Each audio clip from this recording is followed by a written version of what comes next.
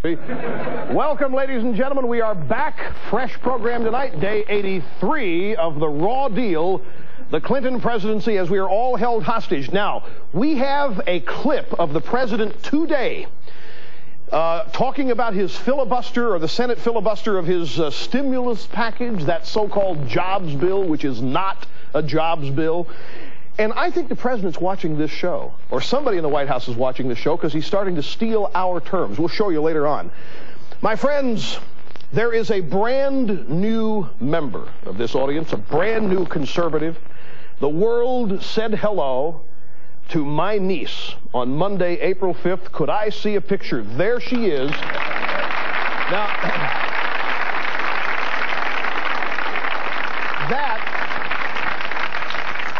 that is the 8-pound, 10-ounce Kristen Suzanne Limbaugh, born at 3:20 in the afternoon on Monday, April 12th, and I was there. This is the closest I have been to the birth of a child. I mean, I've been around other people who had babies, but I was in the delivery room 20 minutes after the blessed event.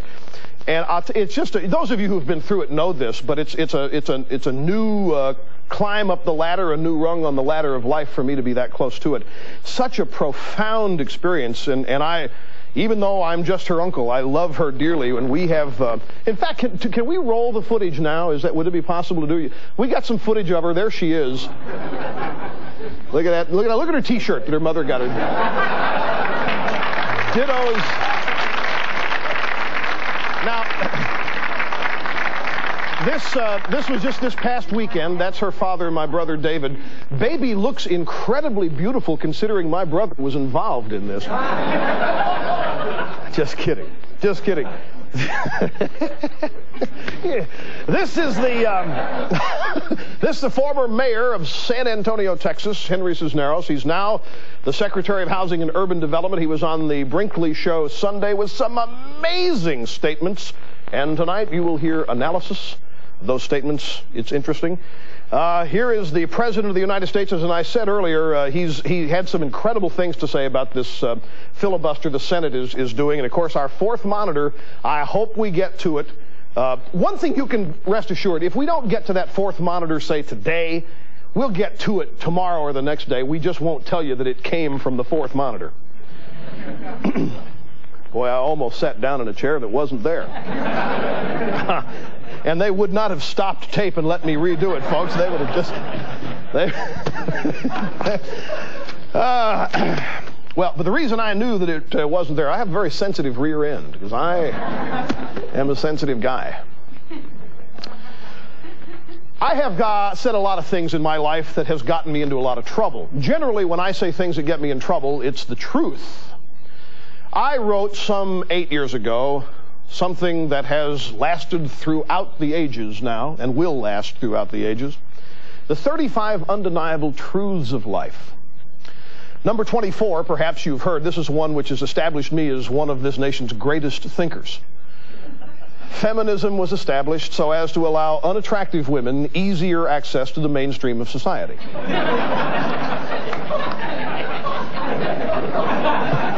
Thank you. Thank you. See, I mean, it's true. You can, look, the evidence is everywhere, and you can sit there and think that that's insensitive or that at all, but it's true. And that's what we do here, folks. We pierce the truth each day with an arrow. You must have the courage to face the truth if you are going to watch this show and not get knee-jerk reaction out of your couch and all that. It's true. Now, I'll give you another one that's true. And when I said this one, and this is from the 35 Undeniable Truths of Life, everybody had a cow on this one. Love is the only human emotion that you can't control, that we can't control. You either do or you don't. You can't today, if you want to fall in love, go out and do it. And if you're in love and wish you weren't, you can't just wipe it out. Otherwise, there'd be no heartbreak. Love is the only human emotion you can't fake, except women, and thank God they can. Well, folks, that one caused mountains of outrage. But once again, it is the truth. Last week in Anaheim, California, a guy was awarded nearly $250,000, $242,000. There's the story even now as we speak. $242,000 in damages. Why? Because his wife admitted that during their 11-year marriage, she was never, ever sexually attracted to him, even though she did love him. Now, what does this mean? It means she faked it for 11 years. Faked it for 11 years, folks, and it was worth $250,000 to him. Well, now, I think, based on this, can you imagine there's a pot of gold out there, guys? And that ain't faking it. I mean, that's true. We'll take a break and be back right after this. Don't go away.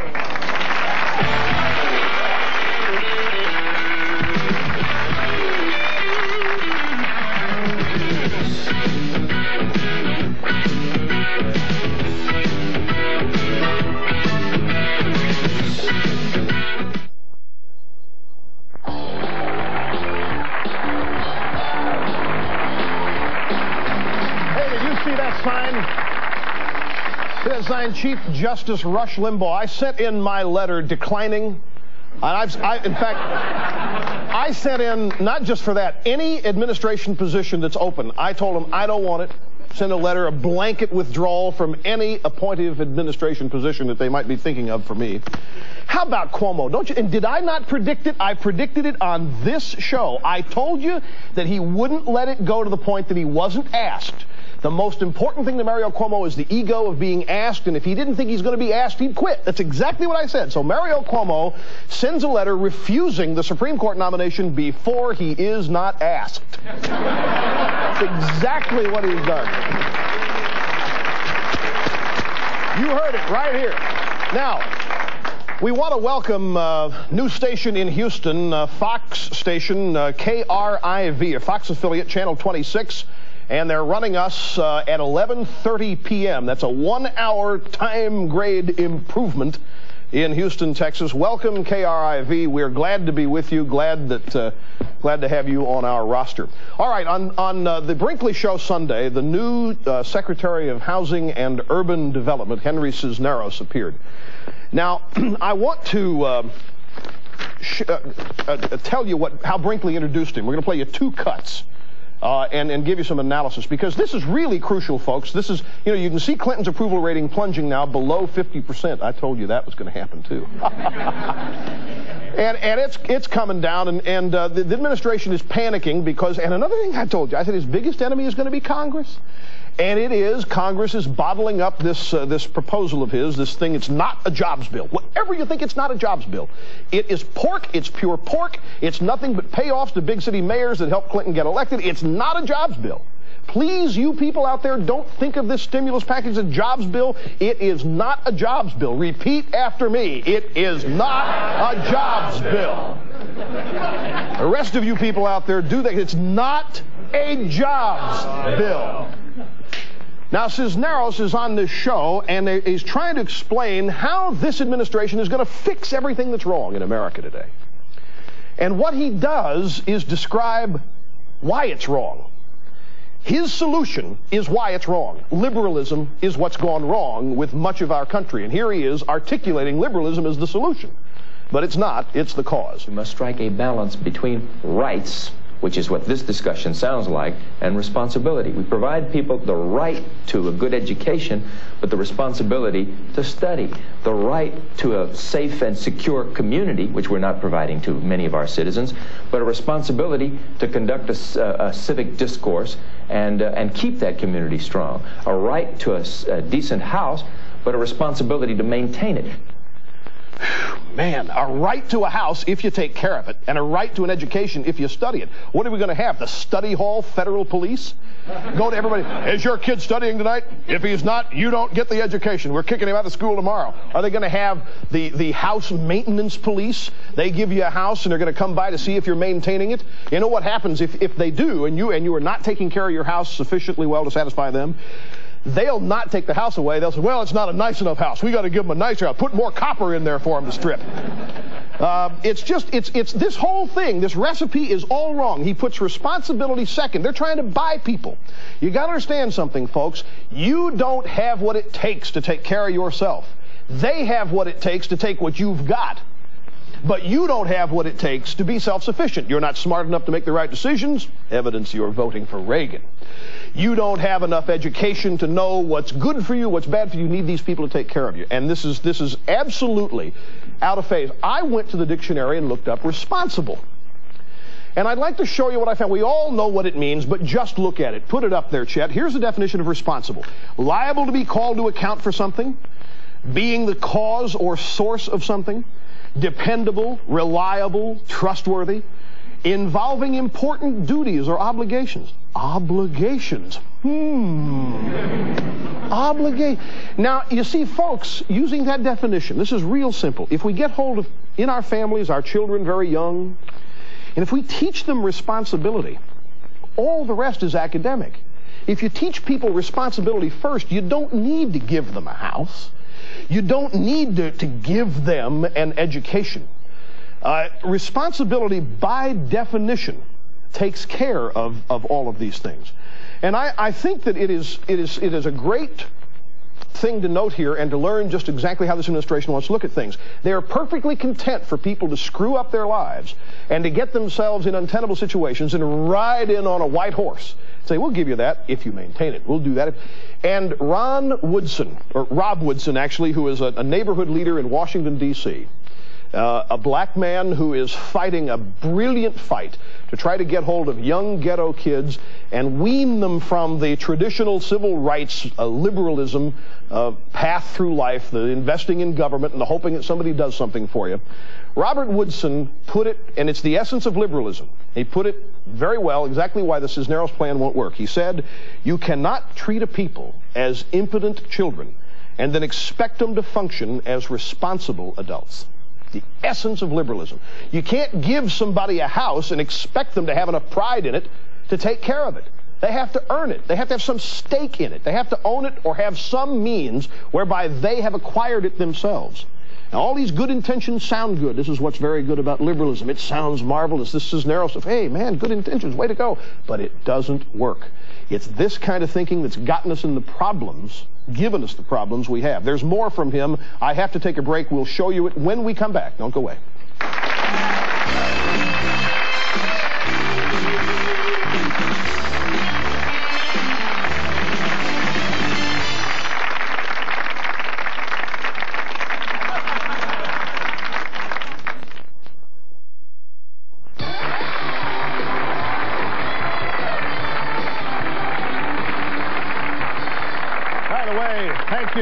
Thanks for, I was just reminded, ladies and gentlemen, some weeks ago I promised on this show to do an in-depth, at-length explanation of male lesbianism. And I never got around to it. And I'm just told that we sent a man on the street out with a video camera asking people, what is a male lesbian? And we'll have that coming up for you on a future program. Go ahead, show them the sign. Go ahead. There's some...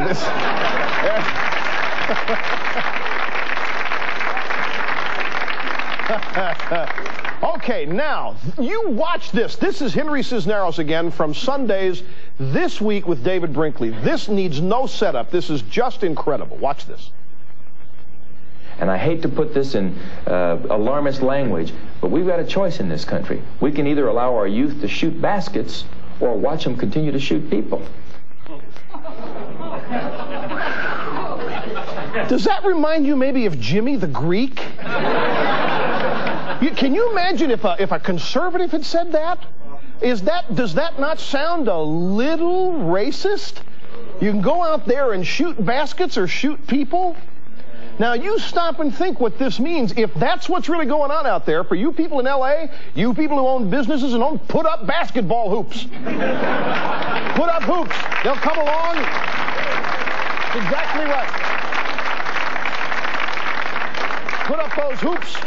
If you run a little business in South Central Los Angeles and you're afraid it's going to get burned down, according to Henry Cisneros, if you put up a basketball hoop, you have no problems. They're either going to shoot people or shoot hoops. And you certainly want them shooting hoops. I mean, that is the most incredible thing I've heard.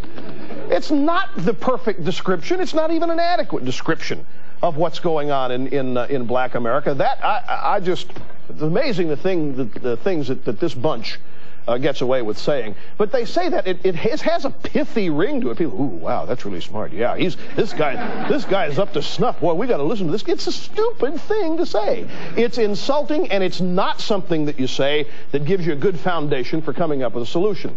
Now, I'll tell you what else is wrong with all this. I was going to tell you at the beginning, David Brinkley introduced Cisneros this way. I want to read you a portion of the introduction. Cisneros believes that the riots, like those that happened in L.A., can break out in any big city at any time. He blames rising poverty, unemployment, crime, overcrowded prisons, family breakdown, illegitimacy, the rising cost of welfare, plus an expanding federal bureaucracy for all these problems. This notion that poverty causes crime is something that we've also got to get a handle on real fast. Just like it's not a jobs bill, poverty does not cause crime. Could we together, please? Poverty does not cause crime. If it did, can you imagine the crime wave there would have been in the 1930s with the Great Depression? You know what poverty used to cause? Work. Poverty used to cause work. It doesn't cause work anymore. They're using crime. They're justifying all of these people breaking the law and trying to come up with reasons to justify it, rationalize it, or explain it. But say, oh, it's economic, that's poverty. It's no such thing. It's a breakdown of values. It's a lack of people in our society willing to say that's right and that's wrong and you shouldn't do that.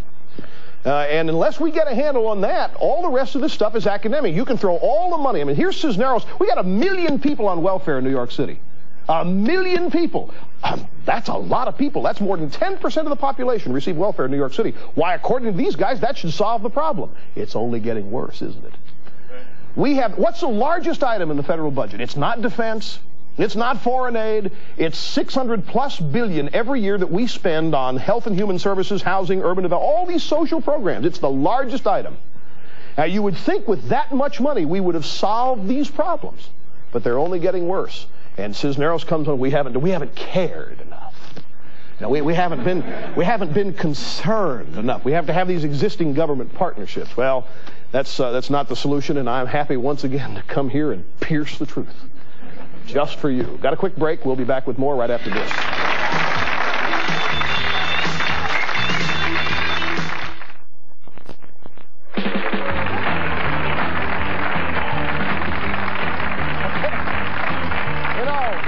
Very quickly. Audience wasn't booing. I mean, you never hear this audience boo, and I just missed. I was throwing some in the trash can and I missed it. All right, we're going to go fast here. It's the filibuster segment. First thing we did, we sent our man out on the street, asked people throughout New York City, what's a filibuster, and here are their answers. Okay, what is a filibuster? Filibuster? I don't know. I'm not sure exactly what a filibuster is. Filibuster is a political term for, A filibuster is when they don't agree. Disagreement. What is a filibuster? I have no idea. Or you? A filibuster. A filibuster. Wait, out of camera. Tell me what it is. It's just a political power play. In the Senate, the majority does not rule. Oh, that's an interesting concept. The majority does not rule. You think that's new? I can tell you about the majority not ruling in a whole bunch of ways, Mr. President. Well, the Republicans in the Senate have caused a filibuster, and they're stopping the stimulus package from being implemented. And there are two strategies on this. You like that? You like it? One strategy says it's good to do it. The other strategy says it's a mistake to do it, to theory, because when the program doesn't work, and it won't, it's going to fail big time. Then Clinton's going to be able to say, hey, the Republicans caused it because I felt their pain and they wouldn't. And I don't believe it. I think the Republicans have to follow their ethics and their morality. This is bad for the country. It's bad for the working man, bad for the middle class. And therefore, they have to do what they can to keep it from happening. And as long as they say this is not a jobs bill, this is not a jobs bill, then they can get away with it. Now, here's the president today. This is unbelievable. Watch this. You know, today we're having the Easter egg roll on the White House lawn. You can look out there at those kids. They are the hostages of the Senate filibuster on the program. They are the hostages of the Senate filibuster on the stimulus program. all this hot air rhetoric about how this money's being wasted and that money's being wasted. These people, most of them have been here for the last 12 years while we have run immunization into the ground, while we developed the third worst rate in the hemisphere, and they've always got some excuse, some of them, for not doing anything. Now, what are we going to do for those children? That ought to be the question of the week. Here's the answer: leave them alone and leave them out of it. That's demagoguery at its worst. Another example, folks. We're out of time. We'll see you later. Adios. Services provided and promotional fees paid by the following: Rush Limbaugh's Wardrobe by Rochester, big and tall. Send your Rush video to The Rush Limbaugh Show, 515 West 57th Street, New York City, New York, 10019. Tonight at 10, find out how much your world has changed today on Real News. Then at 11, Northern Exposure's John Corbett and the outrageous Dame Edna share the spotlight on the Arsenio Hall Show. And now, the Montel Williams Show is next. If you'd like to order a video cassette of Rush's TV show for only $24.95, just call 1-800-FOR-VIDEO. For a transcript, send $5 to Burrell's Transcripts, Box 7, Livingston, New Jersey, 07039. Or call 1-800-777-TEXT.